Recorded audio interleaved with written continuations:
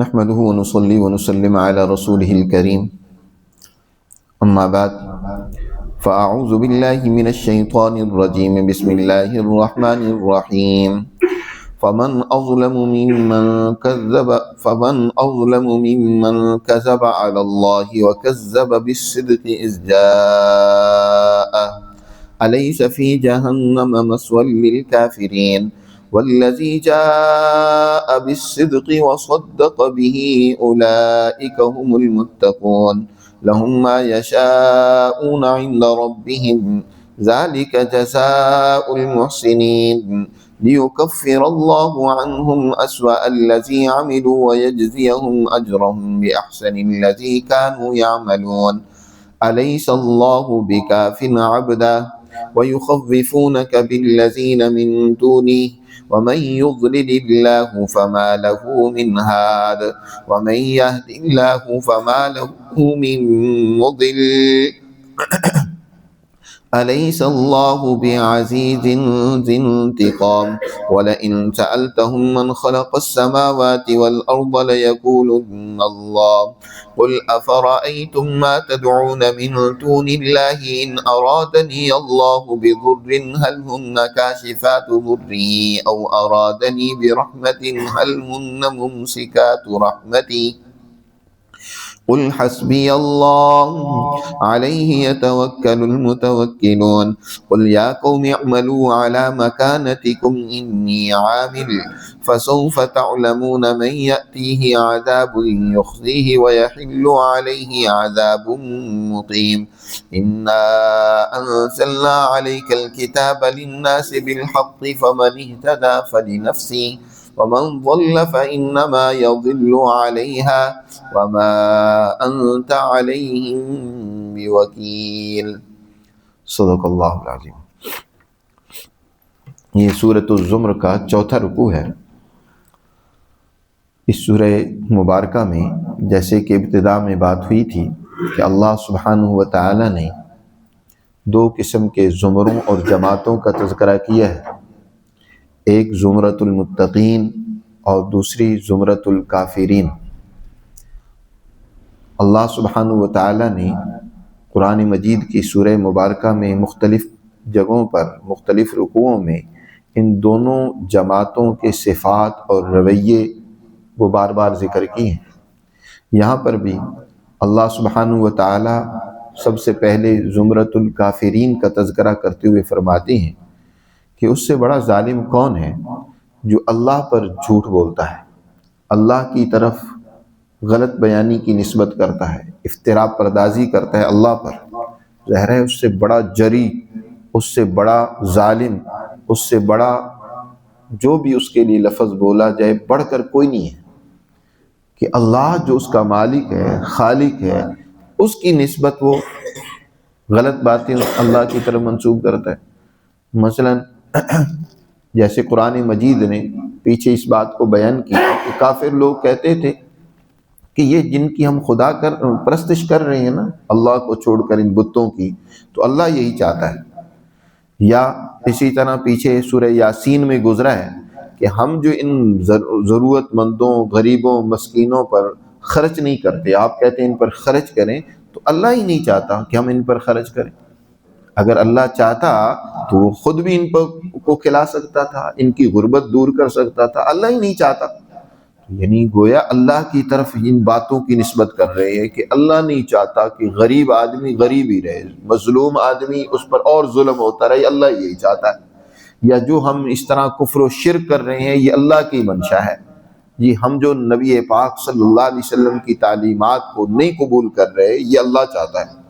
تو اس سے بڑا ظالم کون ہے کہ اپنی خواہشات کی، اپنے کرتوتوں کی نسبت کس کی طرف کر رہے ہیں؟ اللہ کی طرف کر رہے ہیں کہ اللہ گویا یہ چاہتا ہے۔ آج بھی ہمارے معاشرے میں اس طرح کے لوگ آپ کو ملیں گے جو اپنی خرابیوں، کمزوریوں، اپنی مفاد پرستیوں کی نسبت کس کی طرف کر دیتی ہیں؟ اسلام کی طرف، کہ اسلام کا یہ حکم ہے۔ اسلام کا حکم کا مطلب اللہ کا حکم ہے۔ اسلام، دین اسلام یہ اللہ کا دین ہے، اللہ نے انسانیت کی رہنمائی کے لیے بھیجا ہے۔ آج ایک بہت بڑا طبقہ ہے اسلام کو، مذہب کو اپنے مفادات کے لیے بطور آلہ کار کے اور ذریعے کے استعمال کرتا ہے، جی اپنے مفادات کے لیے، تو اس سے بڑا ظالم کون ہے کہ جو دین اسلام کو استعمال کرے؟ جی ویسے دین پر عمل نہیں کرنا،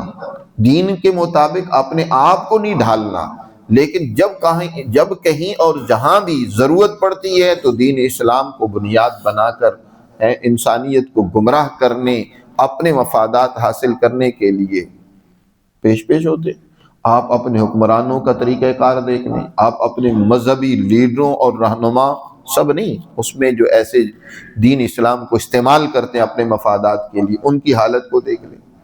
عام لوگوں کی حالت کو بھی دیکھ لیں کہ نام تو بسم اللہ نام رکھا ہوگا، دکان کا نام تو اللہ کے نام پر رکھا ہوگا ماشاءاللہ، لیکن کام وہاں کیا کرتے ہیں؟ 2 نمبری کا کام کیا کرتے ہیں؟ دھوکہ دینے کا۔ جی اللہ کا نام لکھ کر تم غلط کام کرو، اللہ کے نام سے جھوٹ بولو، جی تو اس سے بڑا ظالم کوئی نہیں ہے، بڑا ہی ظالم ہے وہ انسان کہ اللہ کی طرف غلط باتوں کی نسبت کرتا ہے۔ وَكَذَّبَ بِالصِّدْقِ، اور اسی طرح اس سے بڑا ظالم بھی کوئی نہیں ہے کہ جب سچائی اس کے پاس آئی تو اس کو جھٹلا دیا۔ ایک سچی بات جب کسی کو سمجھائی جائے، سچی بات اس کے سامنے آئے تو بجائے قبول کرنے کی، سچی بات چاہے وہ کسی کی طرف سے بھی آئے،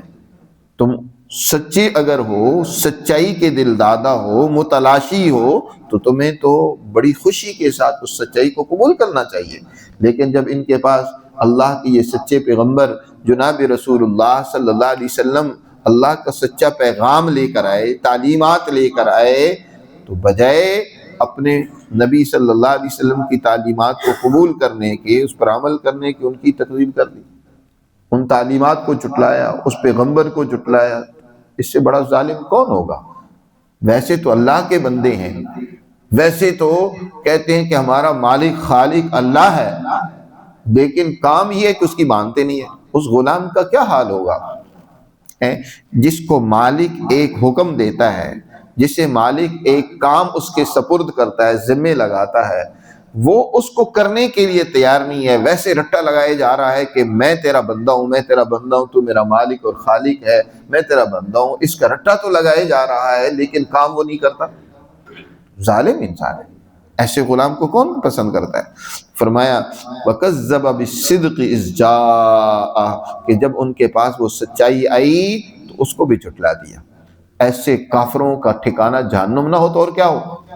تم خود ہی فیصلہ کرو۔ أَلَيْسَ فِي جَهَنَّمَ مَثْوًى لِلْكَافِرِينَ، ایسے منکرین جو اللہ کی تعلیمات کو جھٹلا رہے ہیں، نہ صرف جھٹلا رہے ہیں بلکہ ان کا مقابلہ کر رہے ہیں، ایسے لوگوں کو جہنم میں نہ پھینکا جائے، ان کو سخت ترین سزا نہ دی جائے تو اور کیا ہو؟ ان کو پھول کا ہار بنا کے گلے میں ڈالنا ہے، ان کی عزت و افضائی ہونی ہے؟ نہیں، ان کی سزا یہی ہے کہ ان کو جہنم کا ایندھن بنایا جائے۔ والذی جاء بالصدق وصدق به اولئک هم المتقون، اس جماعت کے مقابلے میں، ان لوگوں کے مقابلے میں ایک اور جماعت بھی ہے جو کیا کرتی ہے؟ سچائی کی تصدیق کرتی ہے، سچائی لے کر آئے، اللہ کے نبی صلی اللہ علیہ وسلم جو اللہ کی طرف سے سچا پیغام لے کر آئے، جاء بالصدق، اور دوسری وہ جماعت ہے کہ ان تک جب وہ سچائی پہنچی تو انہوں نے اس سچائی کو قبول کیا، اس کی تصدیق کی اور اس پر عمل کیا، دوسری وہ جماعت ہے۔ تو یہ وہ دونوں جو سچائی لانے والے ہیں، سچائی کے دوسرے تصدیق کرنے والے ہیں، یہی دونوں وہ لوگ ہیں، یہی وہ جماعت ہے کہ اس جماعت کے لیے اللہ کے ہاں بڑی عزت ہے، اس جماعت کے لیے اللہ کے ہاں بڑے اعزازات ہیں، دنیا میں بھی اور آخرت میں بھی۔ یہی جماعت در حقیقت بچنے والی ہے اللہ کی سزاؤں سے، اللہ کے عذاب سے، اس کے غضب سے، اس کی ناراضگی سے۔ یہی متقین کی جماعت کہلاتی ہے، اس کو زمرۃ المتقین کہتے ہیں۔ تو اللہ نے فرمایا والذی جاء بالصدق، وہ شخصیت جو سچائی کو لے کر آئے یعنی نبی، وصدق بھی، اور وہ لوگ کہ جنہوں نے اس سچائی کی تصدیق کی، اولئک هم المتقون، یہی متقین ہیں۔ لہم ما یشاءون عند ربہم، ان کے لیے وہ ہوگا ان کے رب کے پاس جو یہ چاہیں گے، ان کی مرضی کے مطابق، ان کی آرزو اور تمناؤں کے مطابق اللہ فیصلے کرے گا، ان کو عطا کرے گا جو یہ چاہیں گے۔ جنت میں ان کو وہ سب کچھ ملے گا، دنیا میں بھی اللہ ان کی دعائیں قبول کرتا ہے جو یہ چاہتے ہیں، کیونکہ انہوں نے اس سچائی کو قبول کیا، اس کے مطابق انہوں نے اپنی زندگی اور جد و جہد کو شروع کر دیا، تو اب اللہ ان کی دعاؤں میں بھی ایسا اثر پیدا کر دیتا ہے کہ جو یہ دعا مانگتے ہیں اللہ ان کو وہی دے دیتا ہے۔ دنیا کے ان کی اس آرزو کے مطابق، تمناؤں کے مطابق دنیا کے نقشے اللہ بدل دیتا ہے، ان کو وہ کچھ ملے گا جو یہ چاہیں گے اپنے رب کی طرف سے۔ ذالک جزاء المحسنین، اچھا کردار ادا کرنے والوں کو اللہ اسی طرح بدلہ دیتا ہے، ان کے لیے یہی انعام ہے کہ ان کی منشا اور مرضی کے مطابق اللہ کے فیصلے ہوتے ہیں۔ مزید برآں لیکفر اللہ عنہم اسوأ الذی عملوا، انہوں نے جو بدترین عمل اس سے پہلے کیے ہیں، ظاہر ہے اسلام لانے سے پہلے بہت برے برے اعمال انسان سے ہوتے ہیں، وہ اپنے رب کو صحیح معنوں میں نہیں پہچانتا، اسے پتہ نہیں ہوتا کہ کیا کچھ اس نے کرنا ہے۔ جیسے صحابہ کرام اسلام لانے سے پہلے ان سے بہت ساری منفی چیزیں تھیں، سرزد ہوئیں، لیکن اسلام لانے کے بعد ان کی زندگی یکسر بدل گئی، تو اور انہوں نے اس سچائی کو قبول کیا جو نبی پاک صلی اللہ علیہ وسلم لے کر آئے، تو وہ جو پہلے کے ان کے بدترین اعمال ہیں اللہ سبحانہ و تعالی ان کو محو کر دیتے ہیں، ان کو چھپا دیتے ہیں، ایسا چھپا دیتے ہیں کہ ان کا نام و نشان تک نہیں ملتا۔ یکفر اللہ، اسی کو فرمایا تاکہ کفر کہتے ہیں چھپانے کو،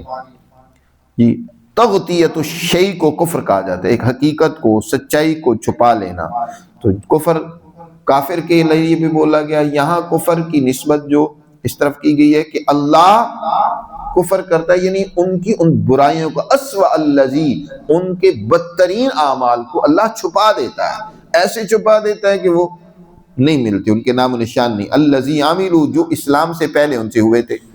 اور اب اسلام لانے کے بعد جو وہ اچھے اعمال کر رہے ہیں، تو وَيَجْزِيَهُمْ أَجْرَهُمْ بِأَحْسَنِ الَّذِي كَانُوا يَعْمَلُونَ، ان کے اچھے اور بہترین اعمال کا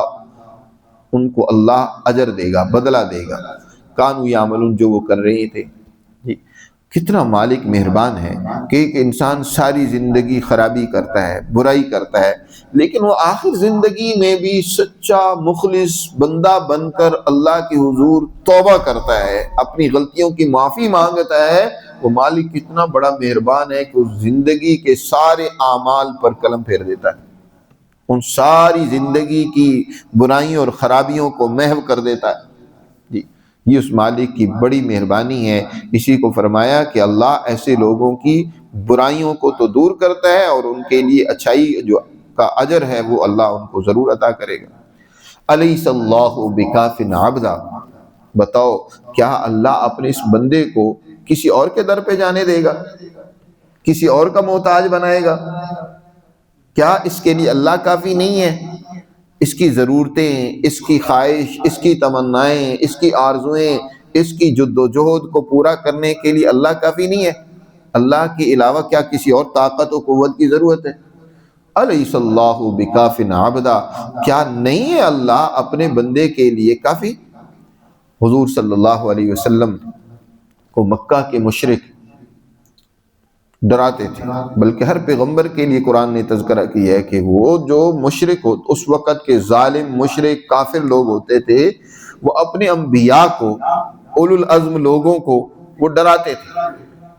کن سے ڈراتے تھے؟ ایک تو ان کے مظلومہ جھوٹے خدا، جن کو انہوں نے خدا بنا رکھا ہوتا، کوئی کسی نے پتھر کو، کسی نے کسی اور طاقت و قوت کو خدا بنایا ہوتا تھا، ان سے ڈراتے تھے۔ عجیب و غریب قسم کی کہانیاں گھڑ کر ایک خوف پیدا کرتے، دہشت عوام میں پیدا کرتے، اور پیغمبر کو بھی ڈراتے تھے۔ وہ کیا کہتے؟ الا تراکا، ہمارا یقین یہ ہے، حضرت ہود علیہ السلام کا واقعہ سورہ ہود میں ذکر کیا، صالح علیہ السلام کا، اسی طرح دیگر انبیاء کا، کہ یہ جو تمہیں ان کو کچھ بیماری آتی، کوئی ایک طبی آفات یا حالات کی وجہ سے کچھ معاملات پیش آتے، وہ کہتے ان نظن الا تراکا، ہمارا خیال یہ کہ یہ جو کچھ تم پر آئی ہے نا مصیبت، یہ ہمارے ان خداؤں کی وجہ سے، ہمارے خدا تم سے انتقام لے رہے ہیں۔ بدلہ لے رہے ہیں۔ اس کی نسبت کیا کرتے تھے؟ اپنے جھوٹے اور مذمومہ خداؤں کی طرف کرتے تھے کہ یہ ان کی کارستانی ہے۔ آج بھی آپ دیکھیں گے بعض لوگ، انہوں نے بعض بزرگوں کی طرف عجیب و غریب نسبت کی ہوتی ہے جی، اور پھر شرک کا راستہ اختیار کر رکھا ہوتا ہے۔ حالانکہ اللہ والے جو ہے وہ انسانیت کو تو دکھ پہنچانا دور کی بات ہے، وہ انسانیت کے دکھ کو دیکھ بھی نہیں سکتے، تکلیف پہنچانا تو بڑی دور کی بات ہے۔ ان کی طرف اس طرح کی نسبتیں کرنا کہ انہوں نے یوں کر دیا جی، فلاں کا بیڑا ڈبو دیا تو فلاں کو یہ کر دیا تو فلاں کو یہ کر دیا، فضول ایسی کہانیاں بنا رکھی ہیں جی، ڈراتے اور خوف زدہ کرتے ہیں۔ آپ صلی اللہ علیہ وسلم کو بھی ڈراتے ہیں تو فرمایا وَيُخَوِّفُونَكَ بِالَّذِينَ مِن دُونِي، آپ کو یہ خوف زدہ کرتے ہیں ان طاقتوں اور قوتوں سے جو اللہ کے علاوہ ہیں۔ ایک تو اس طرح وہ کیا کرتے تھے؟ مذمومہ خداؤں سے ڈراتے تھے، دوسرا اپنی طاقت سے، وہ کہتے تھے نحن اکثر اموالا و اولادا، ہمارے پاس مال بھی زیادہ ہے، ہمارے پاس افرادی طاقت و قوت بھی زیادہ ہے، ہم تمہیں تہس و نہس کر دیں گے۔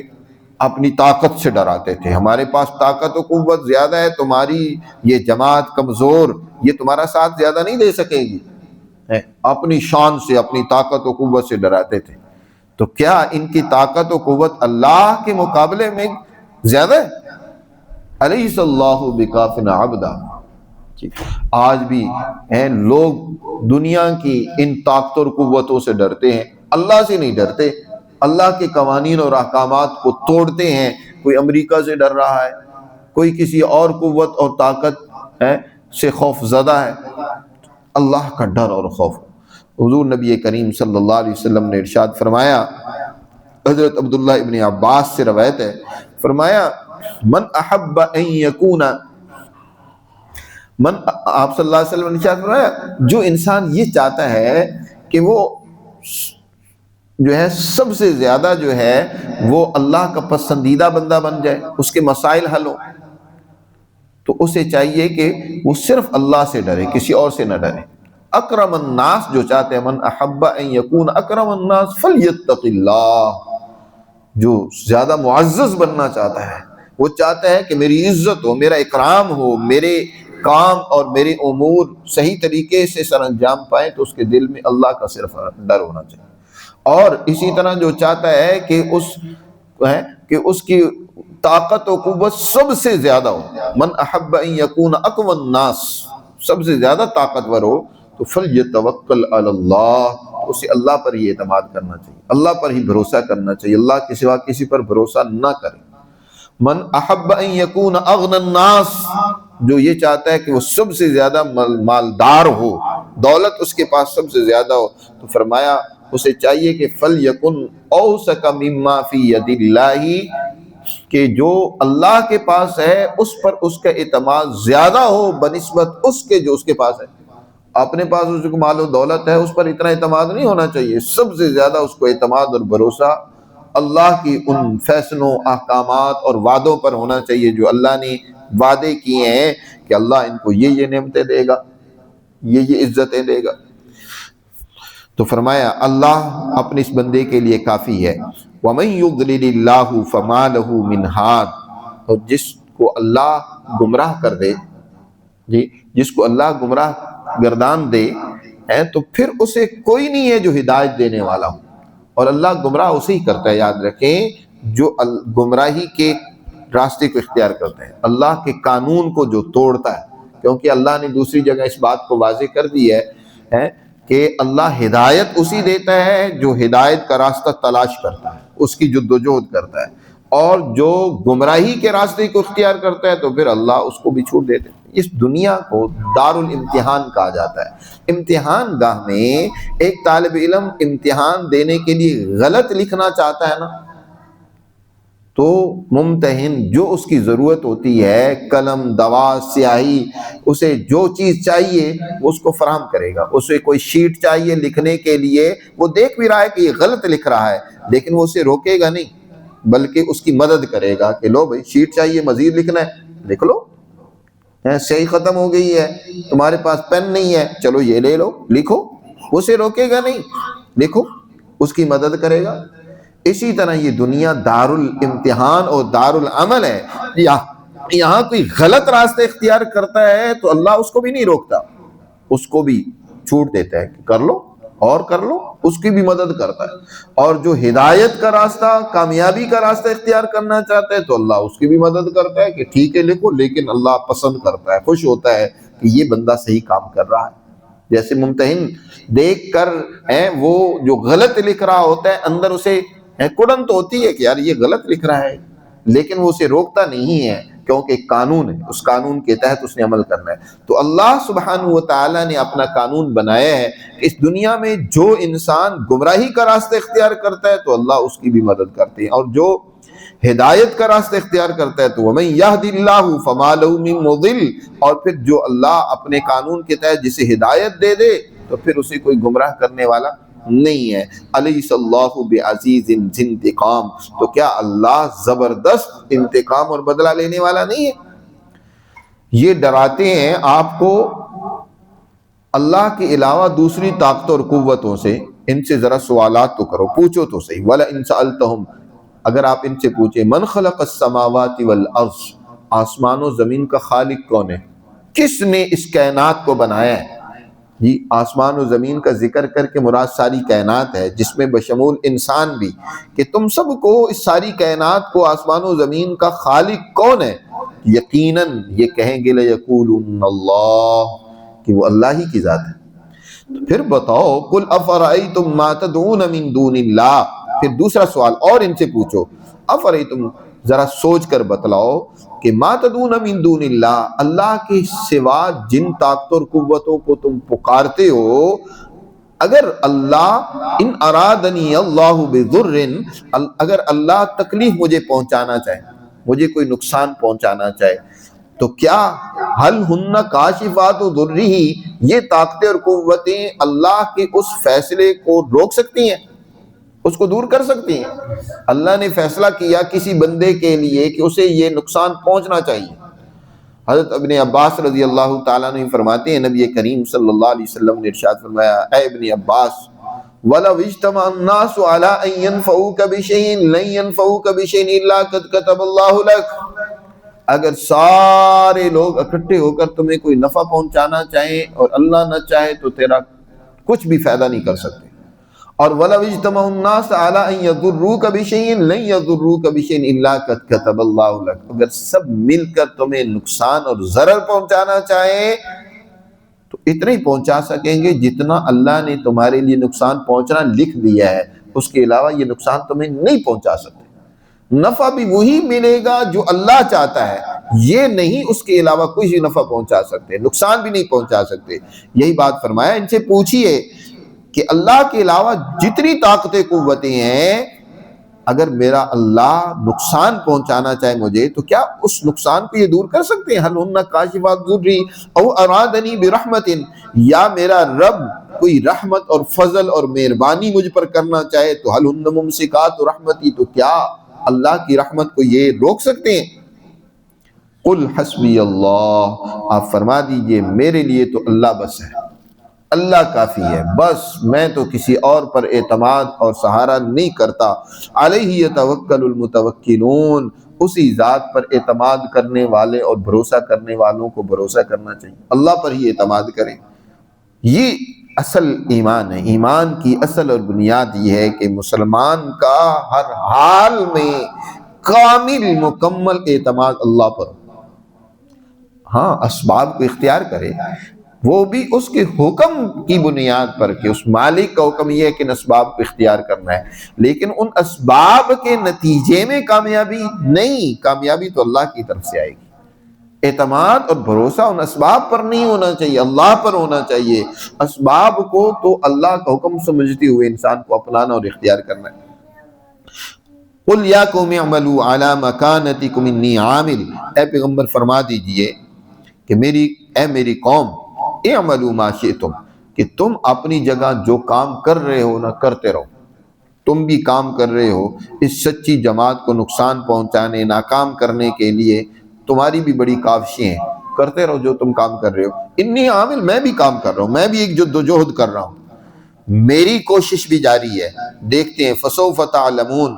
جلد پتہ چل جائے گا، تم جان جاؤ گے ان قریب، من یأتیہ عذاب یخزیہ، کس پر ایسا عذاب آتا ہے جو اسے رسوا کر کے رکھ دے گا، یخزیہ، رسوا کن سزا کس کو ملتی ہے، وَيَحِلُّ عَلَيْهِ عَذَابٌ مُقِيمٌ، اور کس پر دائمی اور ہمیشہ کا عذاب اترتا ہے، ان قریب پتہ چل جائے گا، کوئی وقت دور نہیں ہے۔ چنانچہ پتہ چلا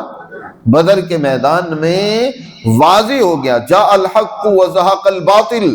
حق آ گیا ہے، اب باطل ملیا میٹ ہو کر رہے گا۔ ان الباطل کان زہوقا، باطل کے لیے ٹھہرنا نہیں ہے، مٹ جانا ہے، بشرطے کہ حق، سچائی کو ماننے والی وہ جماعت اللہ کے اس قانون اور تعلیم پر تربیت پا کر منظم ہو کر میدان میں اترے، تو یقیناً باطل نہیں ٹھہر سکتا اس کے مقابلے میں، شرائط اس کو پوری کرے جو اللہ نے اس کے لیے مقرر کی ہیں، تو یقیناً باطل کے لیے ظہور ہی ہے۔ تو ان قریب تمہیں پتہ چل جائے گا، فسوف تعلمون من یأتیہ عذاب یخزیہ ویحل علیہ عذاب مقیم۔ اور یہی وجہ ہے کہ بدر میں نبی کریم صلی اللہ علیہ وسلم نے قلیب بدر میں، بدر کے کنویں میں جب ان 70 بڑے بڑے سرداروں کو ڈالا تو ان سے مخاطب ہو کر ان سے سوال کیا، پوچھا، اے فلاں کیا اللہ کے وعدے کو تم نے سچا پایا یا نہیں پایا؟ میں نے تو اللہ کے وعدے کو سچا پا لیا، یعنی میں نے تو دیکھ لیا کہ جو اللہ نے بات کی تھی کہ ان قریب تمہیں پتہ چل جائے گا کس پر رسوا کن عذاب اور سزا آتی ہے، میں نے تو دیکھ لیا کہ تم پر عذاب آیا ہے، سزا آئی ہے۔ 313 جو جنگ کے ارادے سے بھی نہیں آئے، تیاری کے ساتھ نہیں آئے، انہوں نے تمہیں مولی گاجر کی طرح کاٹ دیا جی، تم نے ان سے شکست کھائی، بڑے تم تراک کے ساتھ، بڑی تیاری کے ساتھ تم آئے تھے، کیا تمہارا حشر کیا ہوا ہے؟ کیا تمہیں اللہ کی طاقت و قوت کا پتہ چلا یا نہیں پتہ چلا؟ جی، تو وَيَحِلُّ عَلَيْهِ عَذَابٌ إِنَّا أَنزَلْنَا عَلَيْكَ الْكِتَابَ لِلنَّاسِ بِالْحَقِّ، بے شک ہم نے آپ کی طرف سارے لوگوں کے فائدے اور بھلائی کے لیے یہ سچی کتاب ہم نے اتاری ہے پیغمبر۔ اِنَّا أَنزَلْنَا عَلَيْكَ الْكِتَابَ لِلنَّاسِ، ساری انسانیت کے فائدے کے لیے، بالحق، یہ سچی تعلیم ہم نے اتاری ہے، یہ انسانیت کی کتاب ہے، کسی مخصوص گروہ، جماعت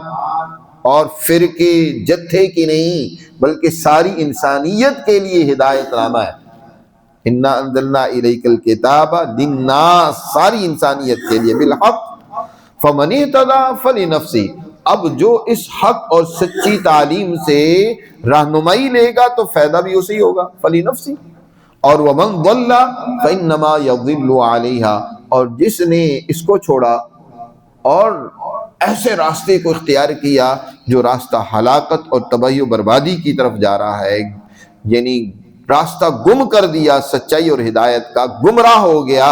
تو ایسے انسان کو اس غلط راستے پر جانے کا نقصان اور وبال بھی اسی بھگتنا پڑے گا، وہی آگے جا کے کنویں میں، جہنم کے گڑھے میں گرے گا، تباہی و بربادی میں گرے گا۔ فَإِنَّمَا يَضِلُّ عَلَيْهَا وَمَا أَنْتَ عَلَيْهِمْ بِوَكِيلٍ، اے پیغمبر آپ کو پریشان ہونے کی ضرورت نہیں ہے،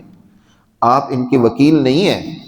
آپ کو ہم نے وکیل نہیں بنا کر بھیجا، مسیطر، نگران اور چوکیدار بنا کر نہیں بھیجا کہ آپ سے پوچھا جائے کہ یہ غلط راستے پر کیوں گئے،